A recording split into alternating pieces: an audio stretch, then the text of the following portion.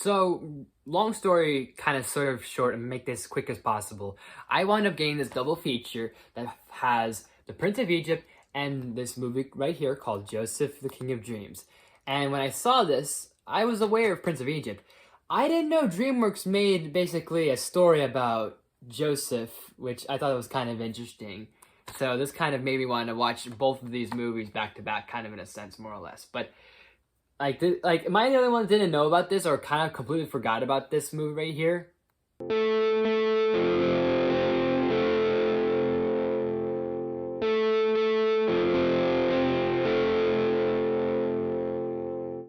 Hey there guys, welcome back to another awesome video, and today's movie is going to be of Joseph, the King of Dreams. So Joseph, the King of Dreams is an animated movie that was done by Dreamworks, and it follows Joseph. You kind of can get an idea of which Joseph we're talking about in terms of religion, but in this, I guess, story, whether this is 100% accurate or not, in this story he's pretty much like the miracle child, and he has these visions of the future and these dreams of the future. So this movie is directed by Robert Ramirez, who I'm not too familiar with, but I literally saw his name during the credits of this movie. And like I said, this is Dreamworks, which I'm really surprised by. This is another animated movie that I did not know they did, and you'd be surprised how many animated movies they did before they started doing things like Shrek, Kung Fu Panda, How to Train Your Dragon, and so forth.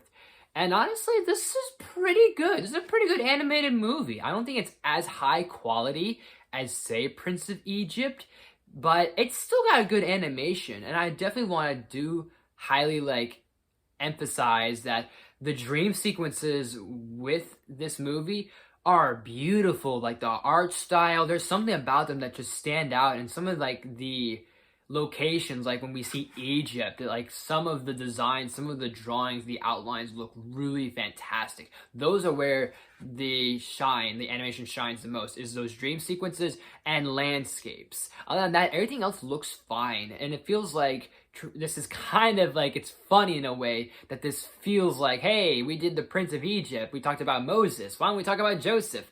And it's funny to me also as well is how both Moses and Joseph in these movies, in these two different stories, almost kind of like have a same situation where they come from basically disciples of Christianity or something associated with God, and they wind up finding themselves in a slave situation, and then they become rise back to power in a sense, and they find it in Egypt, which I find that very interesting. I don't want to get fully into religion, but I think that's very interesting that both of these pull that sort of idea, and there's nothing wrong with that. I just think that's very interesting for this sort of story. I think it's kind of neat. I think it's kind of unique. I think it kind of does put them in that perspective that in some interpretations, maybe people like Jesus, Moses, and all these religious people were considered slaves, so they want to put him in those shoes of the Egyptians or other people that were considered slaves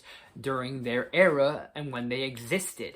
And it kind of, I guess, makes it more relatable, because a lot of other historical people, not even just religious people, a lot of historical people kind of technically for their time were considered slaves. At one point, Alexander Hamilton, you kind of could say, was a slave in a sense, but I'm just making that comparison.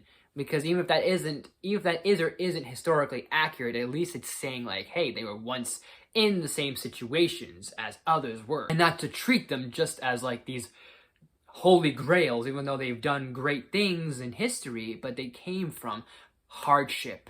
And I think that's the point they're trying to get across, which works. Getting back to Joseph, let's talk about Joseph himself. And I gotta say, Ben Affleck really does a great job as this, and I'm surprised that this is Ben Affleck. I think it's kind of interesting that Ben Affleck is Joseph in this movie, and then we have Val Kilmer as Moses in Prince of Egypt. And you have two Batmans basically playing someone of religious power, in a sense.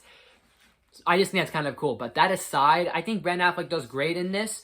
And the only other outstanding performance in this movie would have to be Mark Hamill is Judah, one of Joseph's brothers, which apparently Joseph had tons of brothers. Mark Hamill, I think it's great. I think he just does a good job. He does fine. There's nothing outstanding to him, but he's outstanding to me because my ears are so well versed and well known to Mark's voice that I was like, I love when I hear Mark Hamill do a voice role. So I'm a sucker for that. So even if it's just like a random role he's in, I think he still does good. So it's nothing like, actually, like, the character's not really outstanding, but him being in a movie or in an animated movie or his voice talent is outstanding to me. I don't mean to keep comparing this movie to Prince of Egypt, but it seems like this movie like does borrow some symbolism and just a lot of elements that the Prince of Egypt did that this movie does as well. A big thing, obviously, besides the whole religious feel and the belief of God and the religion of God, but also just things like when you have Joseph, who is given this message and this dream and this vision of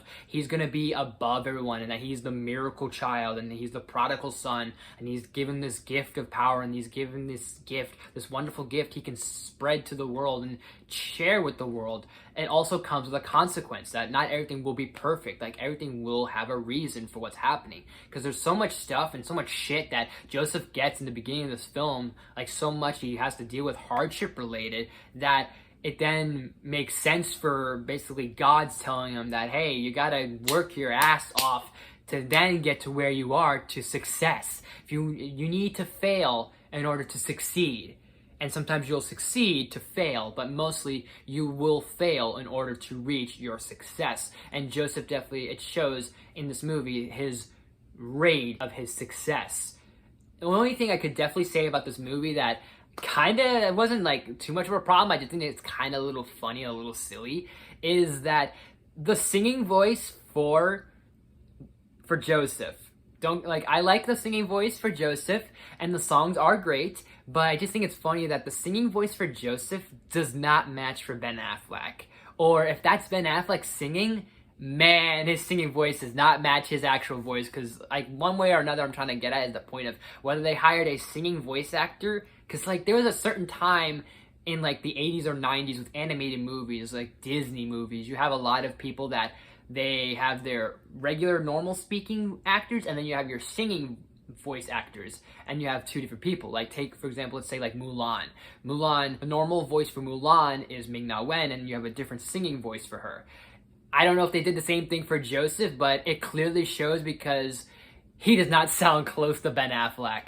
Beloved father, a coat of colors bright as butterfly wings, to remind me things you told me all my life. I am special, I am smart. I will not harm any of you or our father.